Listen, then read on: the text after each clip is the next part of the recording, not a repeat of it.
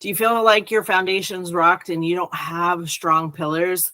Well, I want to go over that with you today. It's Sensei Tosh with MedPro Dojo, where our heart is to help you make money, save money, and multiply your money and create really strong, beautiful teams to support your vision and your mission moving forward. So today we're going to talk about the 5 pillars of effective practice leadership.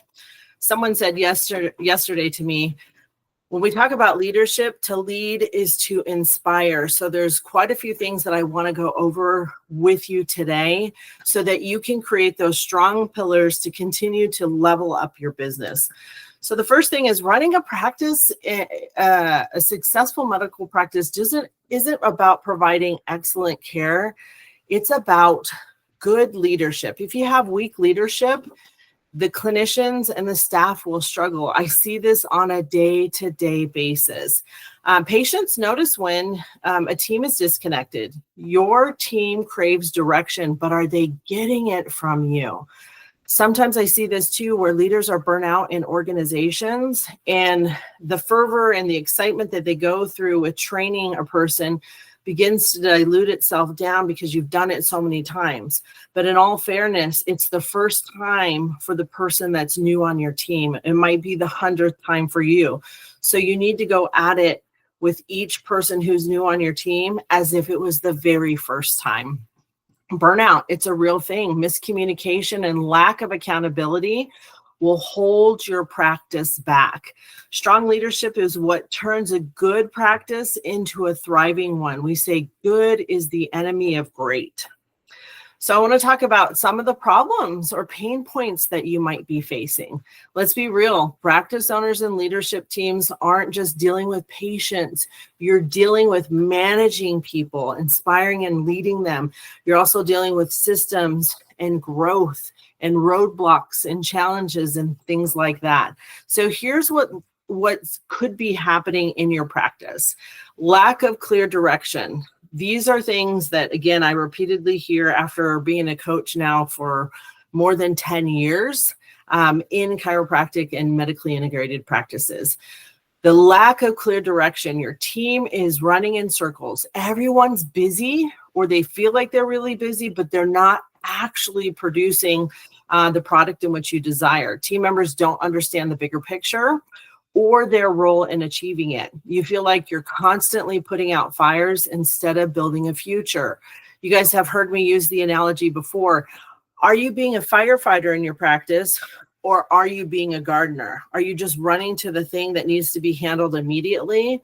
Or are you very methodical and then nurturing the things that have already been planted and that are growing? It's a very different game. Communication breakdowns, misalignment errors, or misalignment errors and frustration. Staff misunderstand priorities, leading to inefficiencies and costly mistakes.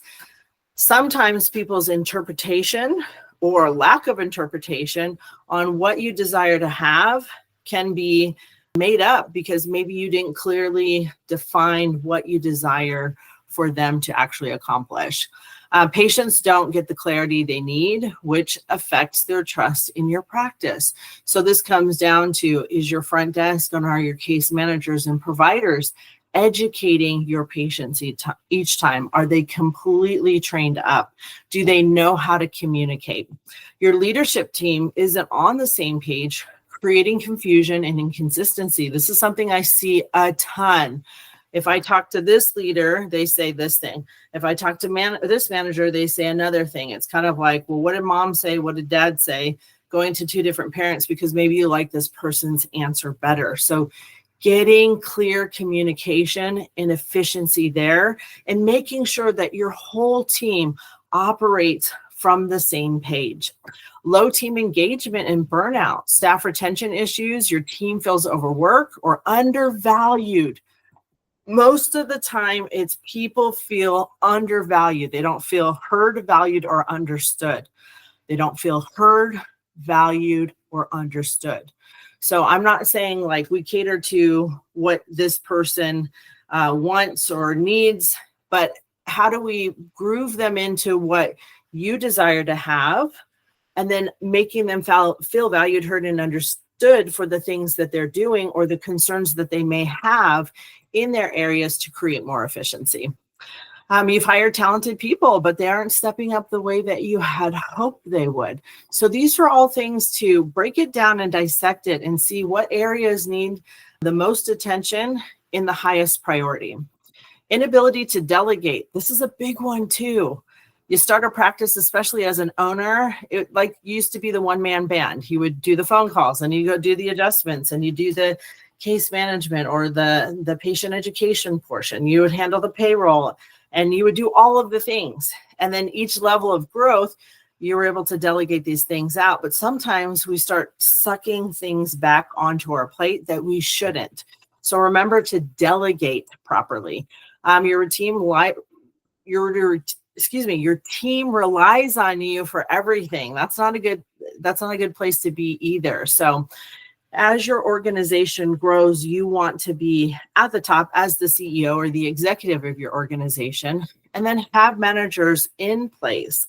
Let your lower team members, just like when I say lower team members, this means on the organizational chart, go to your managers, then the managers go to you. So not everybody has access to you.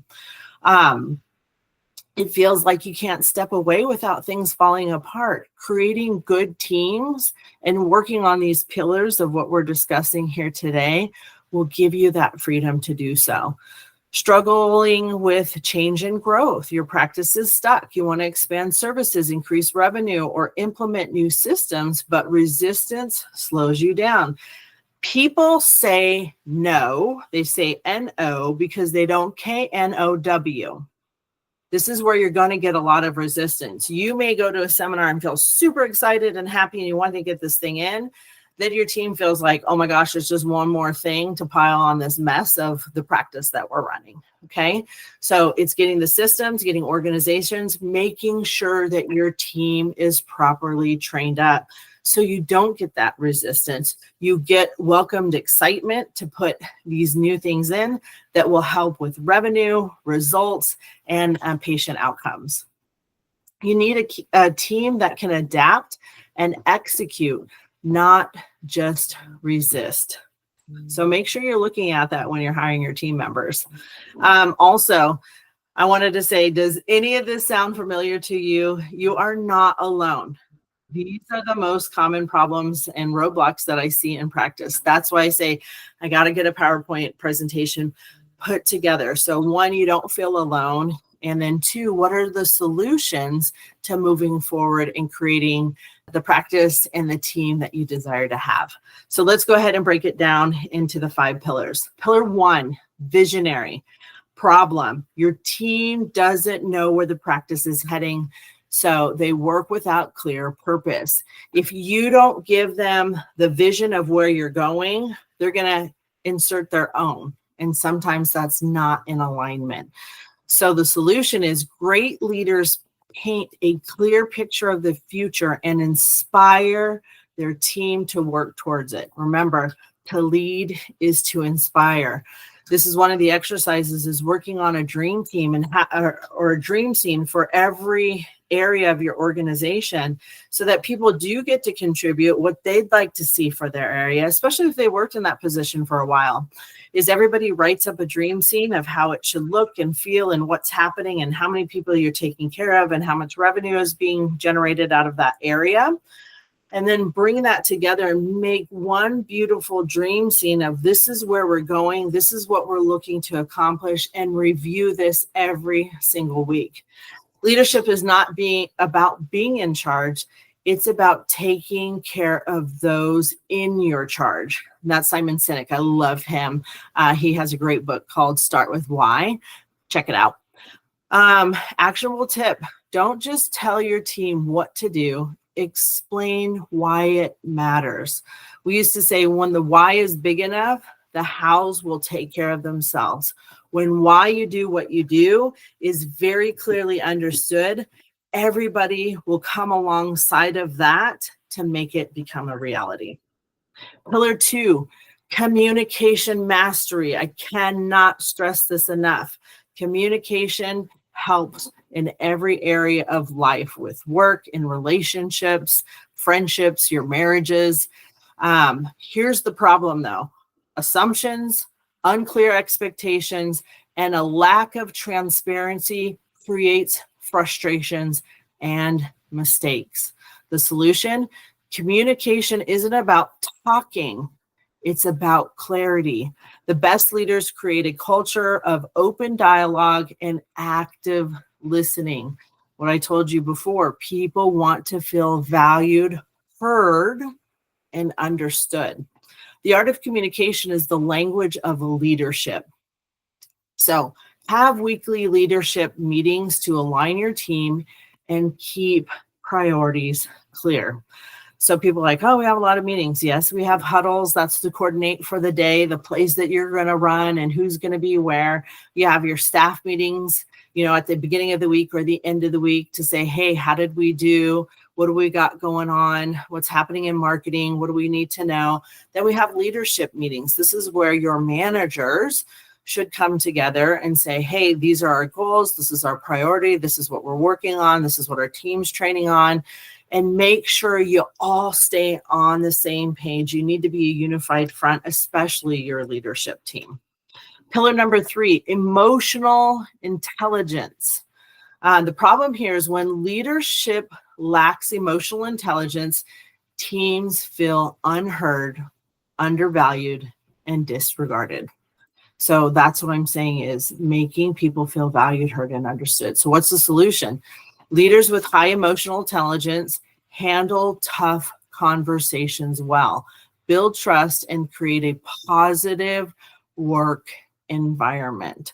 So I love, you guys always hear me talking about 5 dysfunctions of a team. Patrick Lencioni, he has so many great leadership books. If you guys ever need any help with some books that you can just purchase on Amazon or through Audible, I have a whole list of books that I love. But we also have a course called Management Mastery that can help your team in this way. And then also how to hire and build your dream team. It's taking these concepts or these pillars and really thoroughly breaking it down so you can create a great team and have a high level of emotional intelligence. When dealing with people, remember, you're not dealing with creatures of logic, but creatures of emotion. And that's Dale Carnegie. And it's so true. People often react off of emotion, then logic. We tend to go off emotion first and then logically think of things later. So we want to be the type of leader that thinks logically, but connects emotionally and doesn't operate off of emotions first and then logic, because that can make team members upset. So tip is practice active listening. Don't just hear your team, make them feel understood. Pillar number 4, delegation and empowerment. The problem is trying to do everything yourself is exhausting and prevents your team from stepping up. You actually bypass them, you disempower them, and you can sometimes what feels like steamrolling over people. So definitely stop doing everything yourself. Delegate these things out so that your energy level stays up, that you can inspire as being a leader of your organization. Empower your team with clear roles, responsibilities, and trust. When they own their work, they perform at a higher level. Morale is equivalent to how much a person can produce effectively, and it feels like a job well done. The best leaders are those who empower others to lead. John Maxwell is another one of my favorite authors.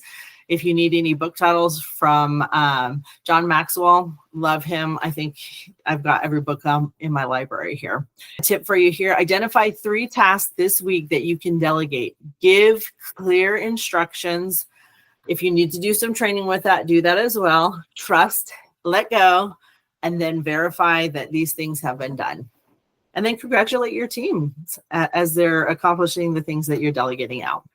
And then pillar number 5, adaptability and problem solving. The problem: practices that resist change stay stagnant, while forward-thinking teams thrive in uncertainty. I always say, ready, fire, aim. Not all of my team can get behind that, but they're seeing that, hey, let's just keep moving forward. We call it fail, fast or fail forward fast, that if we mess up or we fail, that's okay. It's a learning experience. We just keep moving forward. So we're going to do that by leading by example. We're going to embrace change and then teach your team that growth requires adaptation, not avoidance. And that builds endurance and that changes our character. So it's fun when we get stressed, because that stress, just like when we work out, that stress on the muscle causes the muscle to grow bigger. And the same thing holds true as when we face adversity or challenges. It gives us the opportunity to grow stronger, and develop our character. The only way to make sense out of change is to plunge into it, move with it, and then join the dance. I love that. It's so beautiful. And that's Alan Watts. Actionable tip: encourage creative problem solving by asking your team for solutions instead of just pointing out problems. Our team always knows that if you're going to bring a problem, there always has to be a solution for it. If not, you get a team of a bunch of complainers, and nobody wants that. Leadership is the key to practice growth. And remember, everyone in your organization is the leader. Yes, you have managers. If you don't, you absolutely should. Please do let us know if you need some help with that. But create leaders in your organization. This is what's going to help scale and grow your practice and have a greater influence on your community. Great leadership is what separates struggling practices from thriving ones. We say good is the enemy of great. So I would invite you to book a free executive mastery program demo to assess your leadership strengths, uncover gaps, and get a clear roadmap for growth.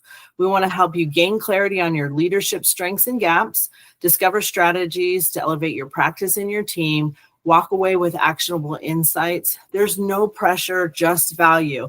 It is okay to ask for help. If you're feeling burnt out, you're feeling like, oh man, I got to do this again, I got to dig deeper, let us help you. We're here to serve you. Please click on the link below. Don't wait. Let us help you. Thank you so much for being here today. Be blessed, be a blessing, and we'll see you next time.